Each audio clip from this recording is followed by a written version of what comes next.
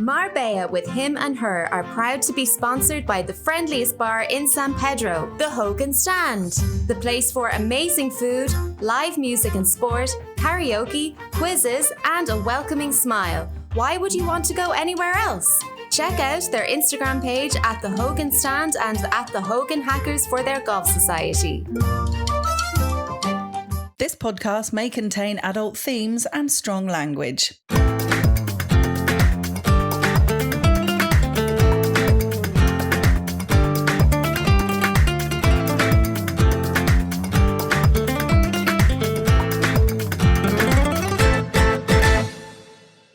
Hello and welcome to Marbella with Him and Her, brought to you by the Hogan Stand. He is PJ Lopez and she is Hannah Murray. We now know we like Pez Limon. Yes, we do. And I don't know what it is still. I don't think there's an English equivalent. I do. I Googled it earlier because I wanted to have a look. Yeah, so I bought a fish called Pez Limon at Alcantara last week because we were going to have a little barbecue on Saturday night. Just the two of us in our back garden, as you do. And I spent ages. I mean, I was in the queue, one of those where you have to get a ticket. I reckon I should have timed it, but it must have been over half an hour. Wow. I picked my ticket and it said, I can't actually remember now, but it was something like 138 and they were on 117 or something. I was like, what the hell? But it's because it's fresh. They fillet it and clean it so that you get like a prepared fish. Yeah, I mean, some people were buying like a week's worth of fish and two people in front of me bought a whole salmon, but asked for that whole salmon to be filleted into like 8 portions or something. Wow. I mean, oh my God, it took forever. Anyway, so Pez Limon translates as either greater amberjack or yellowtail. Okay, still don't know what they are. No, I feel like I might have... Amberjack? Yeah, Sounds amberjack. like someone that fells trees. Sounds like a cheese, American cheese. I'm sure I've seen those on a menu. Yellowtail, I reckon. Well, no, are you thinking of yellowtail tuna? Oh, I don't know. Or even yellowtail wine. I think there's a wine from South Africa that's called yellowtail. Yes, not a fish. No. Anyway, it was very nice. It was quite meaty. Yeah, it was. I'm not sure how to describe it in comparison to another fish, but it was fishy. It was fishy, very nice. And you made like a spicy sauce to go with it. I did. I put it in foil, wrapped it with a nice marinade and let it cook on the barbecue. And it sort of poached itself, really. Yeah, it was really delicious. And you did something a bit different. With crushed potatoes, you put them in the grill afterwards to make them a bit crispy. They were really good. Yeah, I can't remember why I did that, but it came out all right.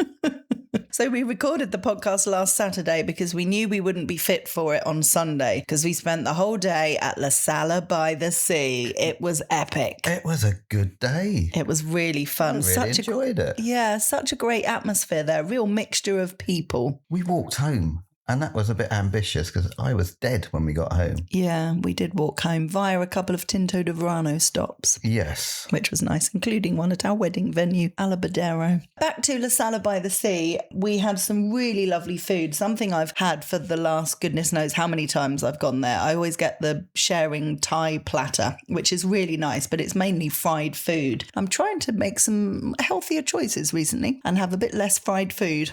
I would have liked the Thai platter. You would have. But instead, we had something ultra delicious, the crispy beef salad. Yes, that was good, actually. Oh, it was so good, wasn't it? Really good. And we had their chicken satay, which was really nice. So we had some lovely food. And we wanted to kind of comment on the situation, which is an interesting way of life, I suppose. So there was a group of guys there who obviously had a serious amount of money. They did like a couple of magnums of, what was the champagne? Dom Perignon champagne. Then when they were drinking some really nice red wine, they were drinking beer, that, you know, they had a lot to drink and some of it quite expensive. And there was a group of girls, a small group, much smaller group of girls next to them. In fact, it was 2 women and a daughter, I think. Well, they were next to us on the sunbed. Yeah. And their table were next to them at lunch because the guys just came for lunch. They weren't there on the sunbeds or anything. And then they just got chatting to the women next to them. The next minute bought them a bottle of Dom Perignon, which was very sweet to see. And PJ and I just started talking about the interesting situations like that of when you have a group of people, normally men, that have got money that just invite strangers, women generally, to drinks.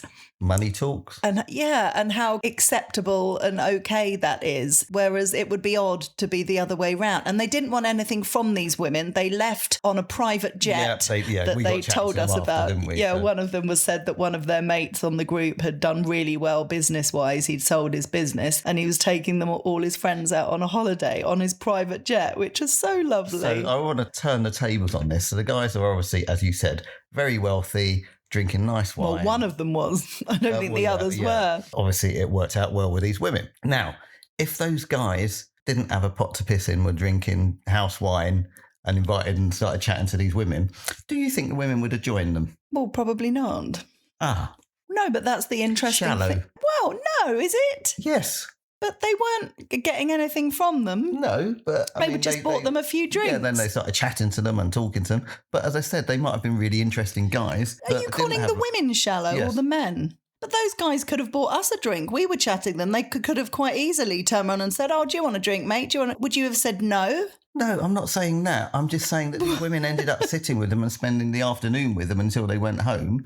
Because they did. They were at their table for the rest of the afternoon, pretty much. Would they have sat there if those guys didn't have that money? The guys bought them drinks. I know. So then they just thought they were chatting to them. And what I'm saying, if the people had house wine and still bought them a drink, like a bottle of house wine, would it have probably, yes. You think? Oh, yeah. It's the whole point that they bought them drinks. Just like they could easily have done with us. At one point, they were standing up and we were all dancing together and having a laugh, which is when one of the guys explained to me the story of how one of them had money. And if they turned around to us, which they could easily have done, but they were near the end of their day, said to us, "Oh, do you want a drink? Do you want a drink?" We might have sat with them as well, because if someone's bought you a drink and they're right there, it's a weird thing to go, "Oh, thanks very much," and carry on doing what you're doing. And obviously they could tell we were a couple, so us sitting with them wouldn't have meant anything other than us thanking them for the drinks and having a chat with them, which the women were probably doing as well. Mm-hmm. No, it's true though, isn't it? Yes. I just think it's fascinating how it happens like that. Have you been in this position then? Yeah. When? I don't know. Loads of times. Since we've been together? Oh, probably. Oh, right, that's it. I'm off. No, but I mean, it happens, doesn't it? That's what happens, guys. You, I've gone. Okay, bye. No, don't go. But it's the way of the world, isn't it? And it was interesting to observe. And I don't think anyone was doing anything wrong. Oh, actually, then you and I started getting onto the conversation whether you would do that. If you were out with a load of married guys, would you start buying other women drinks? Well, of course. I'm writing this down now. So experiment number 1 for the summer. Buy women drinks, see what the result is. See what happens. Yes, good luck with that. I wanted to mention some guests that I've had on Talk Radio Europe this week because it's brought up some really interesting discussion points. A guy called Neal Toplis was on the show, who I've interviewed many, many times. He runs a company called Funeral Care Spain, and he did my mum's funeral, and I will recommend him to absolutely anyone because he was brilliant and also incredibly knowledgeable about the industry, incredibly honest, which is really important. When he was on the radio this week, he was telling some really awful stories that literally made me want to cry. This is really important information to go out, not just to English people or Irish people or foreigners, but it's happening to Spanish people in Spain. This is a serious subject, so apologies, but I think it's really important that everyone knows and understands this. When somebody dies, if you're in the home situation, you need to call an ambulance first of all, because a medical person needs to confirm and certify the death. If you're already in a hospital, then obviously you have the hospital staff that will do time of death, blah, blah, blah, and all of that. The next thing that needs to happen is the calling and arrangement of a funeral director. You need to do that yourself. If you haven't already got a funeral director in place, then you have time. That's the sad reality of the situation. When someone has died, you're in no rush to find a funeral director because they've already passed away. If you're at home, you're obviously distressed about the situation and say, "Oh, what do I do now? I don't know what to do now," which obviously a lot of people could easily say. If the ambulance people, the paramedics, helicopter sanitarios, or even the people in the hospital, both private and state, say to you, "Oh, I'll sort that out for you," or even give you a business card of an undertaker or funeral director, Don't accept it. Don't take it. The sad reality of the situation, I mean, I find it sad to think that it will always be the case, but according to Neal, that's what he said, so it's just not worth the risk. They're not doing it to be nice and kind and helpful. They're doing it because they're getting a backhander. They're suggesting their mate or whatever that they get commission from. Please make the call yourself. Do a bit of research. You can call round a few different companies to make sure you're happy with the person that you're using, but please arrange that yourself and don't go through the medical staff. It's one of those horrible things that when somebody is vulnerable, and that is a vulnerability, when somebody's died and you're in distress and you're not really thinking straight, people can take advantage of you. And thanks to Neal, who's brought this up and mentioned it many times on your radio show, it's something you need to be aware of. So yeah, as Hannah said, don't be bullied, I suppose is a good word, into doing something quickly or using somebody that they've recommended. Do your own research or just have it in mind all the time. You know, give Neal a call. He can explain it. He's not there to take business from everybody. He's there to help, basically. Yeah, he said he's busy enough. Do you know what I mean? He doesn't need all the extra business. But he just wants to stop people being ripped off on something that is easy to rip people off with. Yeah, it's corruption. That's what he was saying. You know, there's a lot of corruption in the funeral industry and undertakers, which is really sad to think about because it is one of the most vulnerable situations you can be in, being with a loved one who's passed away and not knowing what to do. So sometimes, yes, it might feel like a bullying situation, but sometimes, which is even worse, I think, you think they're just being nice. You think they're just being helpful, and that's sick to me.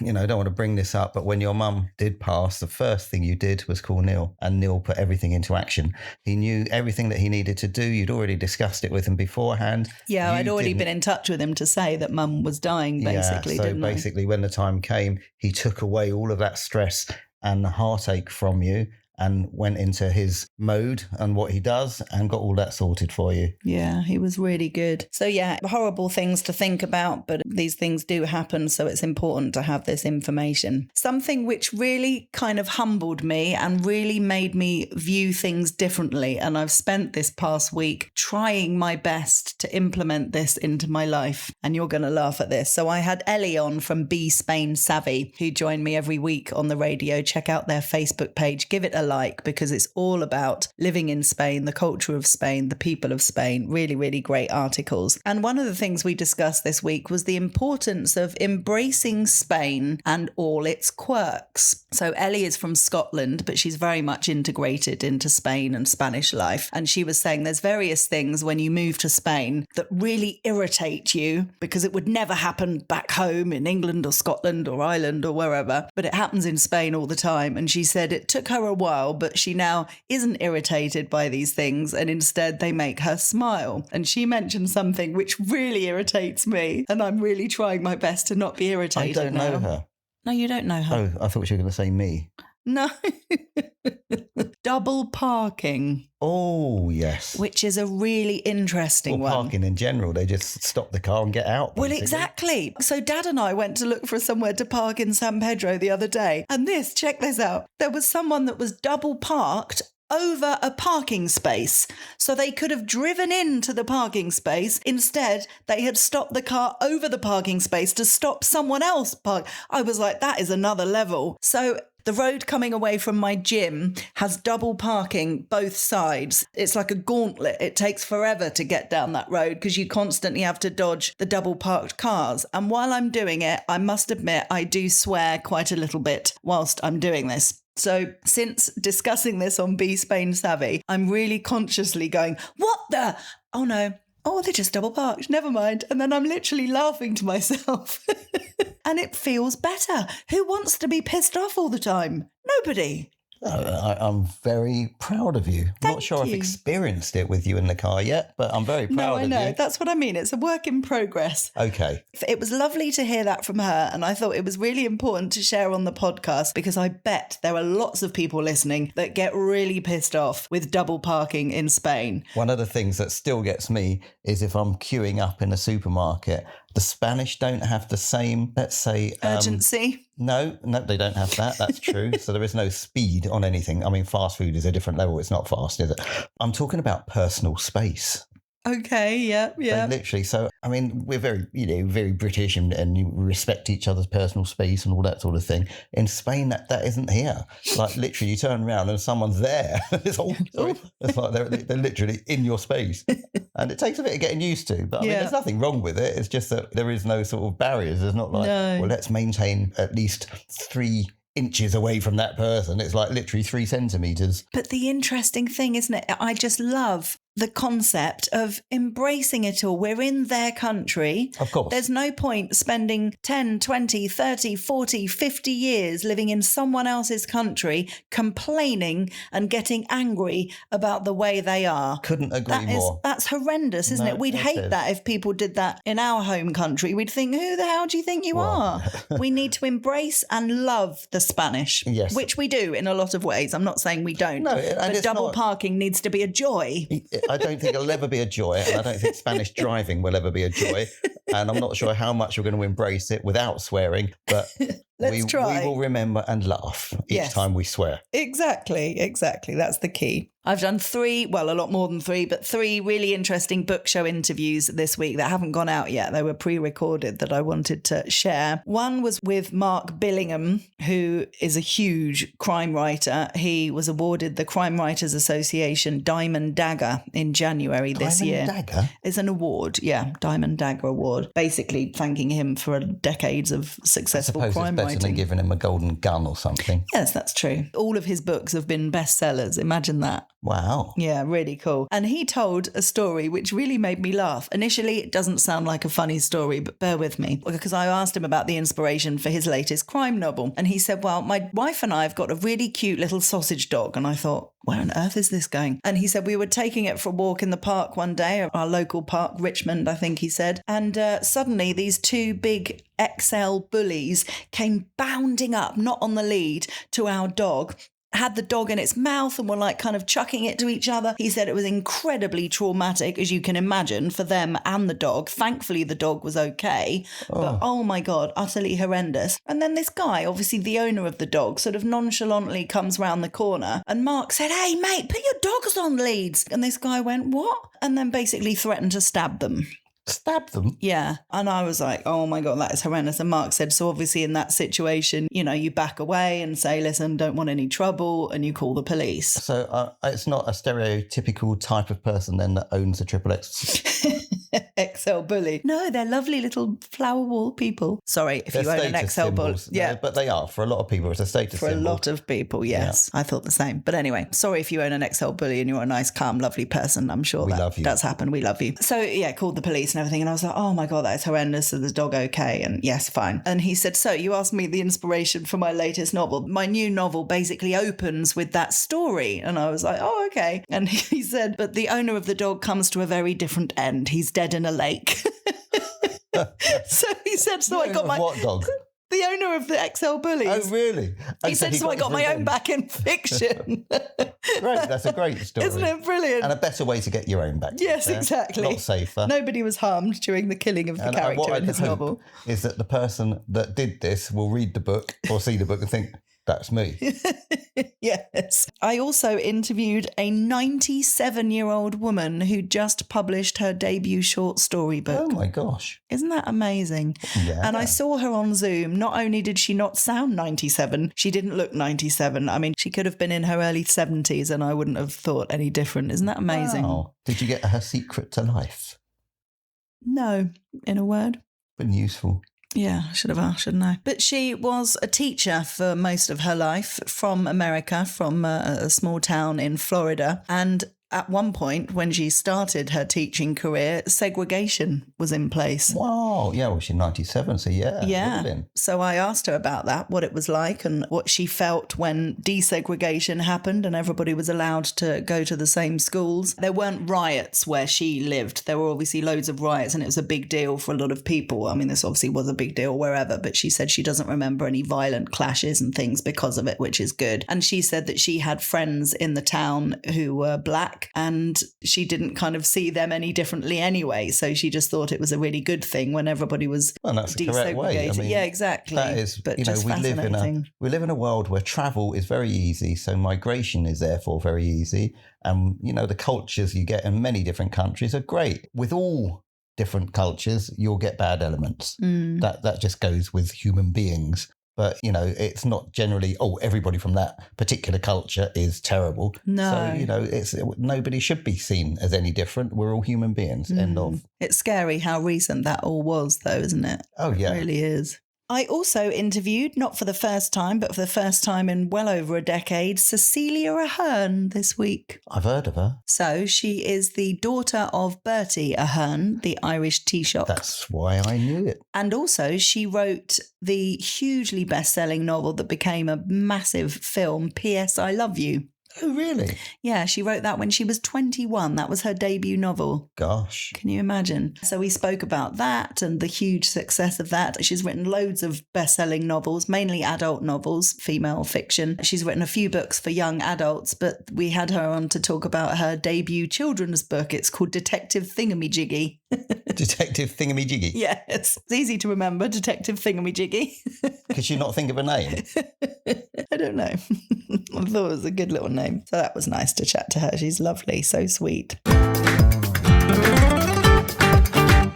We took a photo on the San Pedro guide a few month ago, because Art Bakery and Gourmet was opening. It is now officially open. Da-da-da. So this is San Pedro. This is the same road as the Colt, Pilates Studio 34. What else? Cilantro, Bloom yeah. Florists. So yeah, loads along that road now. Basically the road opposite De Bruno in San Pedro. It's beautiful inside. They've got loads of books, so you can sit there and read a book. Some really nice art. I noticed that the lights, as soon as you go in, hanging from the ceiling, are shaped like croissants. That was really cool. They're really cool. And then there's the prices. Not so cool. No, so I got a takeaway croissant for you. Actually, some things, bizarrely, are not too bad. Other things are at the other end of the scale. Yeah, so the takeaway croissant was €3, which you think isn't too bad, but at the top of our road, it's €1 for freshly made croissants. Yeah, but that's in a supermarket. You're talking about a bakery that's made it on site out of fresh ingredients. They haven't gone and bought a croissant from a pre-made dough. They make it on site at the shop at the top of the road? No, they cook them there. They don't make the dough. Okay. They haven't got a baker there. Okay. So I would imagine that Art Bakery are making the dough and everything themselves. So they are actually handmade. Okay. I would hope. One would hope. A cafe con leche is €4.20, which seems a lot. It's what all of those new arty, forget the pun, are charging now. The Cult is about the same price. Most of those new ones, Cafe Good is the same price. Glass of wine, what do you reckon? A glass of wine, what, house wine? Yeah. I'm going to say possibly €4 or €5. 8. 8? Mm-hmm. It's not a wine bar. I know. But then an Aperol Spritz is 9. Which is pretty good. In which line, is all right. because a cocktail at most places are between €9 and €12. Yeah, so the cocktails, including an Aperol Spritz, is 9, which makes a glass of wine 8. Ridiculous. So how much is eggs on toast? Well, they have a selection of all-day breakfasts, which are variations of egg on toast. Some come with smoked salmon, some come with avocado, some come with both. Sometimes it's scrambled, sometimes it's poached, blah, blah, blah. But they're all variations of egg on toast with various other ingredients, ranging from 16 to €19. Which I find insane. That's what I'd pay to go and have dinner. Exactly. It's not a lot eggs for on breakfast. Toast. Yeah, it's crazy.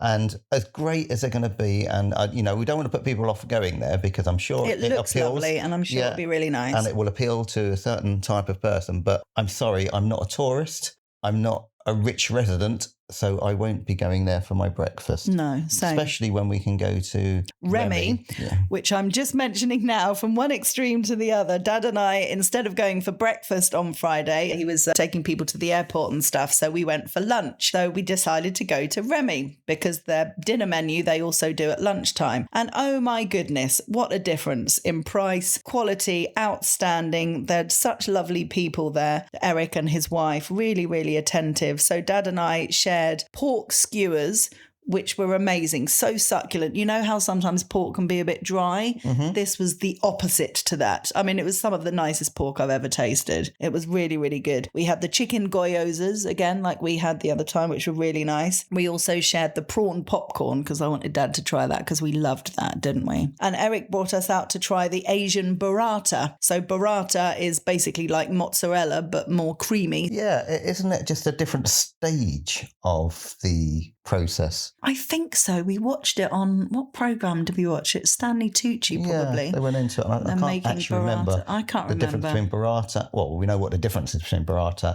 and mozzarella, and I think it's just the stage. Yeah, it's really, really good. Absolutely delicious, really creamy. So the normal way would be served with like tomatoes, basil, very kind of Mediterranean style, Well, because obviously it's a That's what it Mediterranean is. cheese. But interestingly, his is local. This cheese came from Malaga. Well, this is the other thing. So interestingly, there are buffalo farms. Obviously, there were in Italy, Yeah. but there are in Spain and stuff. So yeah, it can come. But I local. love that he's got it locally. Yeah. So many people not only paying for the importation, but it's so much better if you're eating locally, better for the environment, better for... Yeah, well, we can. I mean, there's so many places locally that we've gone past where there's signs up where they make their own goat's cheese, for example. Yeah, that's so you amazing. can get local. Definitely. So yeah, he served it with, there was lots of like crushed pistachio over it. Pistachio. Pistachio. Pistachio. Pistachio. Pistachio. Sorry, pistachio.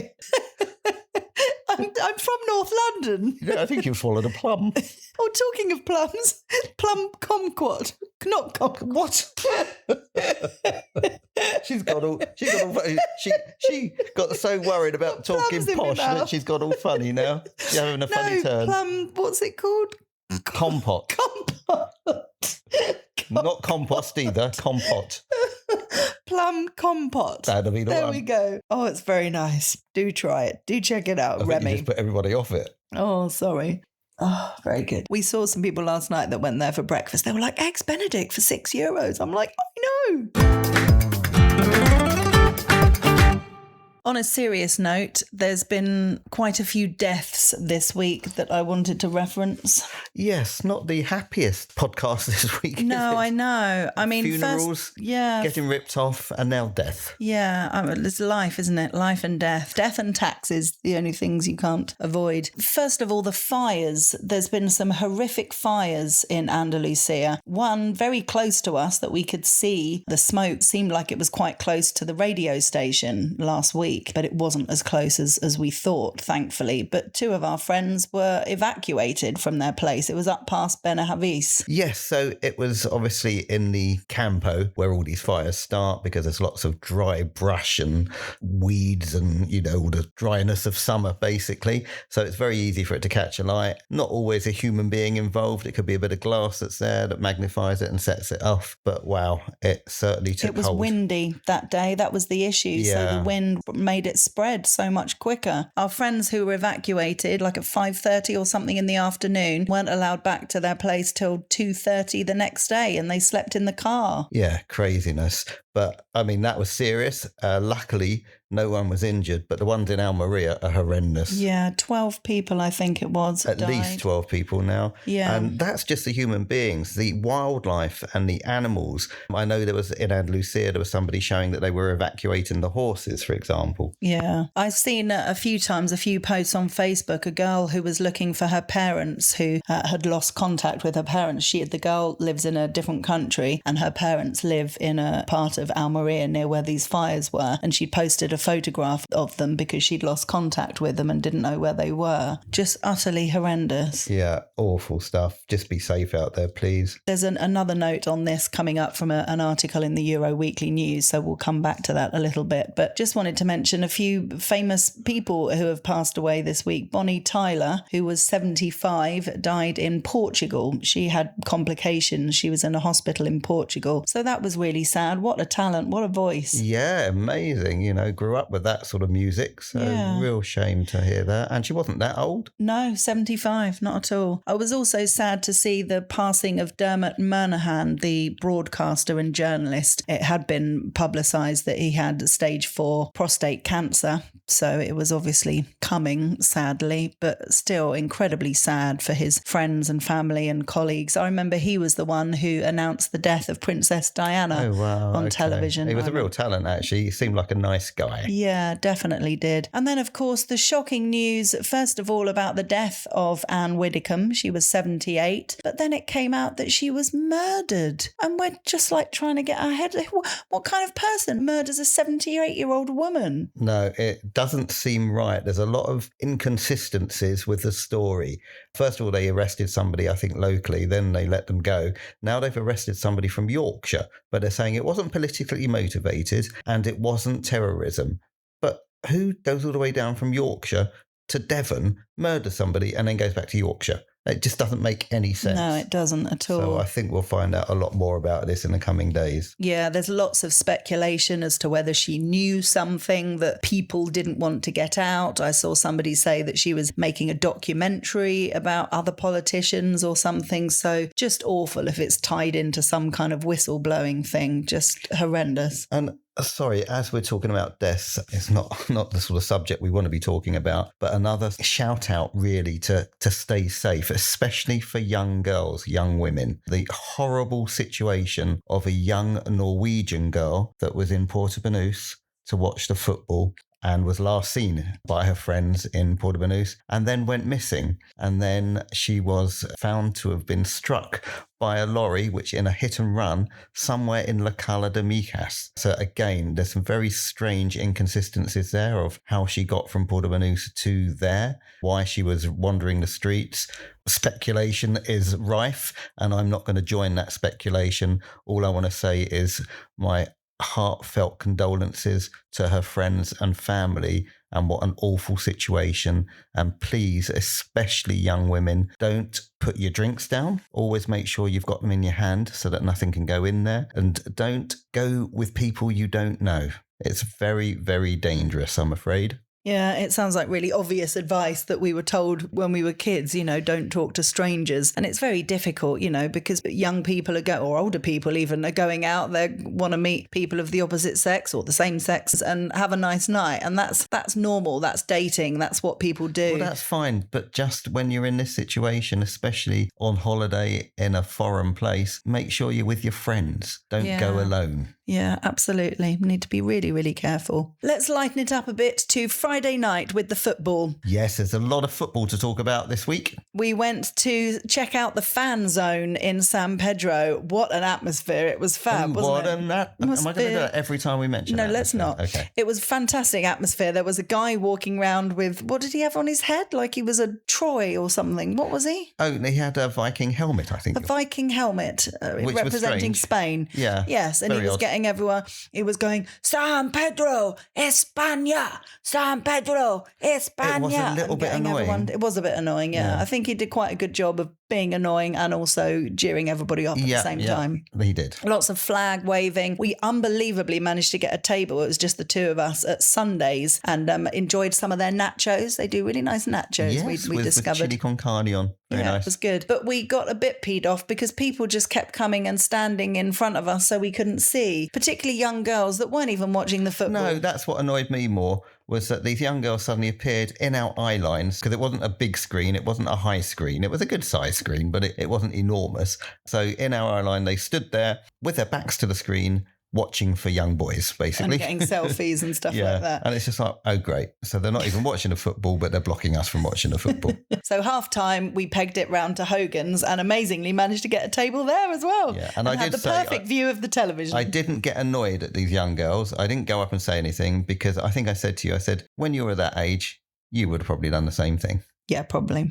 Yeah, you're quite right. And then Spain won, obviously, amazing. And the atmosphere in San Pedro as we were walking home was fantastic. All the cars going past beeping. And we'd actually driven up part of the way. Our plan was to be in the fan zone and not sounds really cheap, and not buy drinks. So we thought if we were going to get seats in the fan zone, we went up there quite early. There were no seats. So we brought a cool box with us with a load of beers. That was our kind of plan, but it didn't work because there was nowhere to sit and we didn't fancy standing up all night. So obviously when we sat down, we bought beers at Sundays, and same with Hogan. So you dumped the beers in the boot of the car at half time when we walked around to Hogan. So then we needed to drive the car home. We'd only had a couple of beers and it was literally just round the corner. And I was like, beep your horn, get in with the atmosphere. And eventually you did, and it was such fun. It made me really happy. Yeah, because people went, every time you beat their horn. Went, dirt, people, all right. And I was waving my little Spanish flag out of the window. And there was loads of young people in the fountain, weren't there? Yeah, loads of young girls splashing around in the fountain. Probably the same young girls that weren't even watching the football, to be fair. They probably don't know why they were splashing around. They just thought it was fun. It was great. It was a great night, though. We have been binge watching a series over the last few days that I wanted to mention because it's really good. It's called Legends, and it's based on fact. It's about something that happened in 1980s Britain during the Thatcher era, when there was a kind of war on drugs.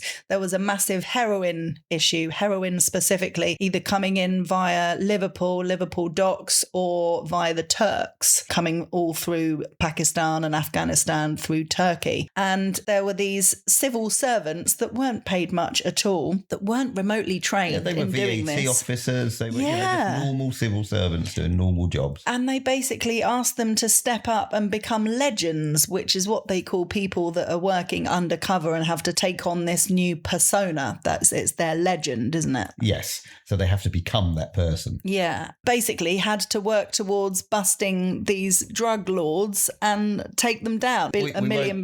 We won't give away the whole storyline. Okay. Well, it happened. I mean, a lot of people will know that it happened. Very good. It was amazing. Great cast. Yeah, really well cast. It had Steve Coogan in it, so can highly recommend that. It's only 6 episodes, I think. That's called Legends. Saturday was Aoife's 40th birthday party. Yes, what an epic party. It was really good. Bless her. Her party was literally sandwiched between a GAA match, Gaelic football. Semi-finals. Then we had her party with Paul Hull singing, who was brilliant as usual. We all got up and had a dance. And then the other side of the sandwich was, of course, England versus Norway. Yes, which we won. Yes. We won. It was amazing. We had a great party. Really, really enjoyed it. We had a gorgeous cake for her birthday, and it was nice to meet her family and friends that had come over from Ireland. It was, a really lovely evening. And I have to say, we were saying as we walked home, we must mention on the podcast how amazing Amy and Ross and the staff at Hogan's were that night, because it was absolutely packed. There were so many people there. Like, I have not seen it that full for a long time for an event like that, because it was a late event. I mean, the football was on at 11 o'clock. It was packed for the GAA when we got there. Yeah, and it was like a changeover. So you saw a lot of the GAA people go after the match, and then a lot of people arrive just before 11 o'clock to watch the England game. And there were people arriving from 9 o'clock to watch really? Yeah, absolutely. There was singing, wasn't there, during the game, and it was a great atmosphere. But I've got to say, like you said, the staff at Hogan Stand are amazing. Considering the number of people that were there, we hardly ever had to wait to see somebody going past to order a drink and then to get our drinks. There was no wait time at all. There really wasn't. They had a lot of staff on and people were constantly walking around. Can I get you anything? It was really good. Really well done. Despite all of the stress, they were all very friendly, smiley, happy people. Yes, absolutely. In fact, we should write a song about that. You wouldn't know there was any stress at all. And tonight, I've just got back from seeing the Del Sol Singers do their summer performance at the Victoria and Albert pub in Benavista. They were brilliant. My dad and I went to support them because we're normally in the choir, but Dad hasn't been for the last year or so. And I didn't do this term because I was rehearsing for Ladies' Day when they started singing and I couldn't do everything. And then I really enjoyed not, having Tuesday nights to myself. So I didn't go for the rest of the term. And I don't regret not going because I've enjoyed a bit more me time. But I have to say, seeing all the songs and singing along with them, so many great songs they did. I miss it. And lots of people said they missed me, which was nice. I'm sure you are such a big personality. That sounds so fake. It's because you're such a big personality. Does that sound better? Yeah. Okay. Yeah, that sounded a bit better. So yes, do support the Del Sol Singers. They've got a concert coming up in September. I don't expect you to remember the date. I'll publicise it nearer the time. But they're doing a gig in Estepona in September. And then, of course, we'll be rehearsing for Christmas again. Yay. That won't be me, by the way. Yes. I also want to say I've been shopping today and I thought all supermarkets were open on a Sunday. And we had a bit of a thing, didn't you? Because you said, I told you Mercadona wasn't open. Mm-hmm. But apparently it was. But it's open 9 a.m. to 3 p.m. and I went out at 4:30. So Mercadona is open on a Sunday, but from 9 till 3. Yeah, but I do think with the Mercadonas that they rotate. So I don't think that they're all open every Sunday. Oh, God, could they make it any harder to know when they're open? I know. So I ended up going to Lidl. Yes. Which was open till 7, 8, 9 o'clock.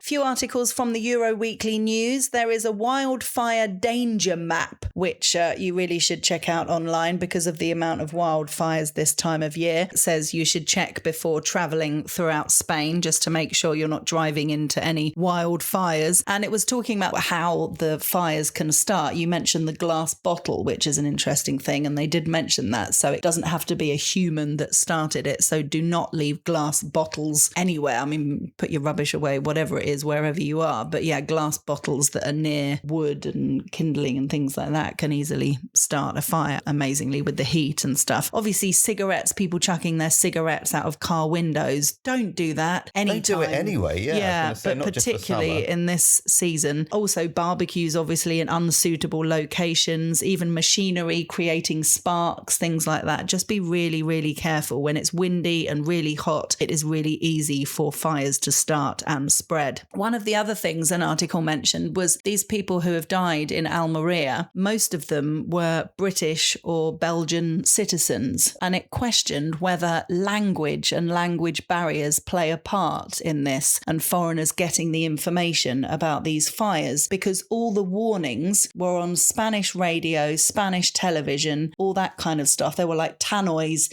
in Spanish, and it was questioning whether these people that don't speak Spanish didn't get the information. And it really made me think, about how many people moved to Spain and don't have any contact with Spanish media because they don't speak Spanish. So they're not watching Spanish television, not listening to Spanish radio, maybe even things in English. Maybe they're not even listening to Talk Radio Europe, where I work, English language in Spain. Of course, we're delivering Spanish news as well as British news and international news. Also, newspapers like the Euro Weekly, they're in English, but it's got local news and news about Spain. There'll be people that live in Spain that are just like England in the sun and are socialising with English people, eating their egg and chips probably, and just having a British time in the sun. And these situations that happen that are really serious makes me think that people need to know what's going on in their community. Okay, so when we've got a big amount of rain coming, we get that alert on our phone now. And it's happened to us twice. Why on earth are they not giving an alert on the phone when there's a wildfire? I know. I don't know. It is an emergency situation. I agree. So in the area and the immediate surrounding areas, because they can do this by where they know where your phone is, just ping all the phones in that area. It shouldn't just be related to weather. No, they absolutely should. There is also a wildfire watch app, which I urge everyone to download, because I downloaded that when this fire was going on. I've had it before and I keep deleting it because it takes up a lot of space. So you only really need it in this kind of season. But since I've downloaded it, it has alerted me. A message has popped up when a new fire has started in Andalusia. So that's really, really handy to have. So my advice is to just try and be a little bit more plugged into the community that you're in. Don't be in a British cocoon. Yeah, and like everything, please tell your friends and family about the app and let them tell their friends and family about the app, because when you start doing things like that, it gets around quite quickly and it's easy to download, especially if people, are coming on holiday to the area. Just say, oh, by the way, download this app. In case there's a fire, it will tell you where it is, because they could be renting an apartment in an area that feels quite safe, and it could be surrounded by grass or whatever, and suddenly they're in the middle of a forest fire. Yeah. So just tell them to download the app. And the more people you can tell, the more people that download it, the safer everybody will be. Absolutely. There was another thing on this subject. I saw someone I know post on Facebook this week saying that she was fined €100 for putting her rubbish in the bin outside her work in La Campana. She said, because apparently you're not allowed to put your rubbish out between 9 a.m. and 9 p.m. Now, we've known that for years. I thought it was 8 a.m. and 8 p.m. So have they changed the time again now? Yeah, anyway, it's most of the day. But the amount of people, including loads of people that we know, commented going, what? What the fuck? What?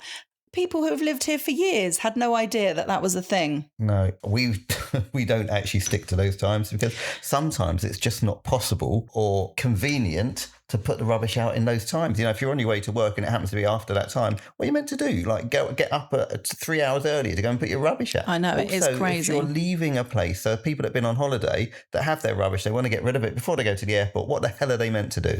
Just be aware that between 9 a.m. and 9 p.m. you are not supposed to put rubbish out. We assume it's because of the smell. Like if you're putting food items out, being in the hot sun all day, the smell isn't very nice. I'm sure you've all experienced walking past bins in Spain and they don't smell very nice. That's generally the reason why. So if you are putting bins out when you're not supposed to, just look around you and make sure there aren't any police. That would be Are you encouraging people to break the law? No. Well, maybe. There was another article in the Euro Weekly News talking about how nearly 400,000 people are being hit by cybercrime in Spain. People in their 50s and 60s are caught the most often. Why are you looking at me? You need to be careful, clearly.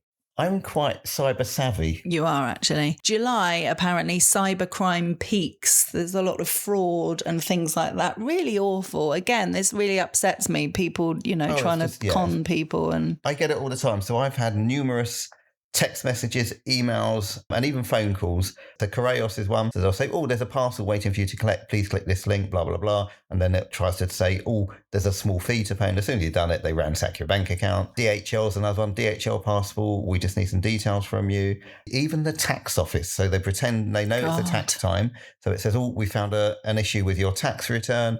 They try and get you to click links and fill in details and give passwords.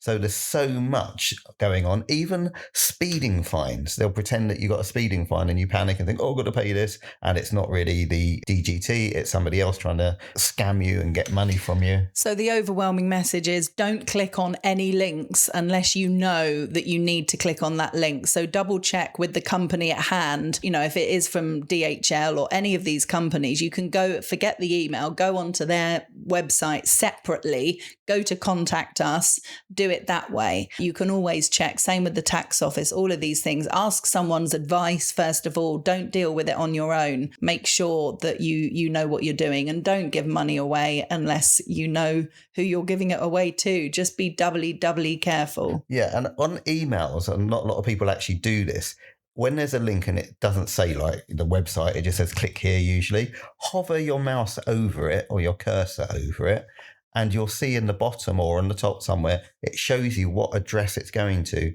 And you'll suddenly see that it's nothing to do with the government website. It's got a really random name or loads of long digits or whatever it is. And you know straight away that that's a scam. Yeah, there was a number that they gave out in the Euro Weekly News article for the Spanish National Cyber Security Institute. It is a free and confidential helpline number open from 8 a.m. till 11 p.m. It is simply 017. So if you think you've been scammed, call that number. Another warning, this is all a little bit depressing this week, but all important information. Spain's biggest danger for children this summer isn't always the sea. There was a warning about swimming pools again, and I remember us talking about this last summer. It is awful. Every year there sadly are deaths of children in swimming pools. So again, if you're by the pool with your kids, whether you live there, whether you're on holiday, whether you're at a beach club, if you've got young children, don't take your eyes off them. It can happen so quickly, particularly if you've got adults that are chilling, having a few drinks, and the kids are playing, the adults are chatting. It's really quite frightening how quickly it can happen. So somebody needs to be keeping an eye on the kids at all times. Yeah, as you said, it's so quick. A child that's not a great swimmer, just playing around the pool, slips over, falls in, you don't notice, and wham, it's too late. Or kids can get things stuck or snagged under the filters and stuff. I know that's happened before. That, you know, there's lots of danger in a swimming pool. So yeah, you just need to be keeping an eye on your children. The 15th of July, the Gibraltar border opens. This is huge. Yes. So the border's been open, obviously, but there's been checks at the border. So what they're doing from the 15th of July, those border checks will go backwards to the airport and to the seaport. So it will be free movement from Spain into Gibraltar. So here's an example. If you're going to Morrison's, you don't need to go through any customs controls. So we won't need our passports. No, don't even need your passports. That's amazing. Well, you go to Gibraltar quite regularly with meetings, so you'll be the first one to do it, so you can test it and let us know. You know, well, we went there not so long ago, and they'd already taken down a lot of the infrastructure on the border. You know, all the you know, the big thing that goes across it. So yeah, it's all going to be gone by the 15th. There'll be no border patrols. I'm sure there might still be a few issues. Maybe the Spanish police have suddenly decide that they want to move their patrol a little bit closer and check things. Yeah, my advice would be take your passport just in case. If you got all that way and they've decided to check passports randomly and you haven't got it, that would be a nightmare. Don't rely on it just for the time being. Take it in case. What it will also mean, it doesn't mean now you can zoom into Spain, buy loads of cheap beer and loads of cheap fags, because there will be a VAT on all of those items of a minimum of 15%. Ah, okay. Interesting. So that's the only reason they were allowed to do it. That's it from us. I just wanted to mention, with regards to the social media clip that we do each week advertising the podcast, if you could maybe choose a bit more wisely this week, because you masturbating went viral. I wasn't masturbating on the clip, I'll have you know. No, I know, but you talked about masturbating over the Littlewoods catalogue and about 4 people shared the clip. I was 11 years old. I know, but you're masturbating all over the internet now. Well, no, I've done that for the last few years. Please no more of that. You brought it up. But don't do it anymore. What, masturbate or talk about Stop. It is goodbye from my dirty little husband. And it's goodbye from her.